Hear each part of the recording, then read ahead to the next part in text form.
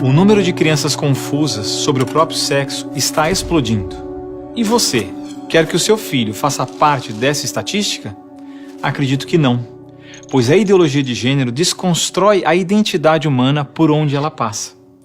Você sabia que na Inglaterra, nos últimos 5 anos, subiu 1000% o número de crianças que se submetem a tratamento transgênero? E na Escócia, mais de 500% apenas nos últimos 4 anos? Isso não é por acaso. O número de crianças confusas a respeito do próprio sexo está explodindo nos países que promovem a ideologia de gênero em suas escolas. E por que isso? Simples. A ideologia de gênero afirma que ninguém nasce homem ou mulher, mas que cada um deve construir sua própria identidade. E se é assim, todas as crianças devem experimentar todas as formas de sexualidade possíveis até encontrarem um gênero para si mesmas. Como isso se daria? Através de materiais didáticos e uma nova pedagogia voltada para a desconstrução sexual. Sim, ideias têm consequências, e as consequências da ideologia de gênero promovem exatamente esta confusão, fazendo nossas crianças duvidarem de si mesmas na sala de aula, ambiente onde os pais estão cada vez mais ausentes e onde as crianças estão em fase de natural imaturidade e questionamento. O que muitos escondem é que existe uma verdadeira indústria do gênero por trás de toda essa confusão e que está organizada para destruir nossas famílias. Com certeza você já ouviu na televisão alguém dizer que a família é uma instituição antiquada, que os tempos mudaram e que precisamos abrir a cabeça. É porque não estão conseguindo mudar a cabeça da população que a estratégia de promover a ideologia de gênero nas escolas se tornou tão urgente para eles. Foi por isso que em 2014, quando o Congresso votou a proposta de Plano Nacional de Educação, deputados e senadores retiraram todas as referências à ideologia de gênero do seu texto, respeitando assim a vontade expressa do povo brasileiro que rejeita essa ideologia. Em 2015, quando chegou a hora de se votar os planos estaduais e municipais de educação, o MEC, atropelando a decisão do Congresso, tentou impor silenciosamente o gênero aos estados e municípios.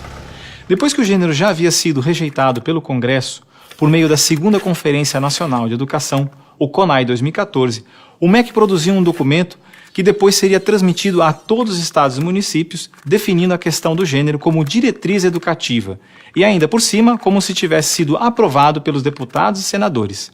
A trapaça se encontra em inúmeras páginas do documento. Vamos dar apenas alguns exemplos. Na página 25, o MEC afirmava que a União, os estados e os municípios deveriam promover a diversidade de gênero. Veja, não estão falando em respeitar a diversidade de gênero, mas sim em promovê-la. Na página 36, você vai ler que os estados e municípios deveriam disseminar materiais pedagógicos que promovam a igualdade de gênero, orientação sexual e identidade de gênero. Na página 41, que estados e municípios deveriam desenvolver, garantir e executar anualmente nos sistemas de ensino fóruns de gênero. Na página 92, que estados e municípios deveriam ampliar os programas de formação dos professores sobre gênero, diversidade e orientação sexual. Mas vejam, assim como eu, milhares de pais e professores lutaram democraticamente contra o documento em nossas câmaras municipais. O movimento foi histórico e disse não a essa fraude. Cidade a cidade, a ideologia de gênero foi rejeitada dos planos de educação de quase todos os 6.000 municípios brasileiros. Era de se esperar que, após essa imensa pressão popular, o governo desistisse dessa ideia de introduzir à força o ensino da ideologia de gênero nas escolas do Brasil. Mas não, o MEC colocou novamente as chamadas questões de gênero na Base Nacional Comum Curricular, um documento que se propõe a impor o conteúdo de aprendizagens consideradas essenciais para todos os alunos brasileiros. Se for aprovada, a base deverá ser implementada por todas as escolas do Brasil, não só na rede pública, mas também na rede privada. Na prática, o documento propõe os seguintes absurdos nas nossas escolas. Na página 159, está escrito que o professor de artes deve desenvolver as aulas discutindo experiências corporais, pessoais e coletivas, de modo a problematizar questões de gênero e corpo. Na página 165, se volta a dizer que o professor de artes deve refletir sobre as experiências pessoais e coletivas desenvolvidas em aula, ou vivenciadas em outros contextos, de modo a problematizar questões de gênero, corpo e sexualidade.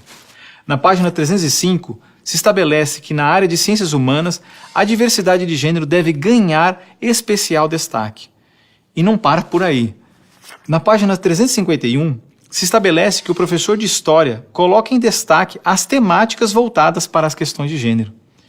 Na página 378, se estabelece que o professor de História trabalha em aulas questões de gênero, anarquismo e protagonismo feminino, mostrando as transformações ocorridas no debate sobre as questões de gênero no Brasil durante o século XX.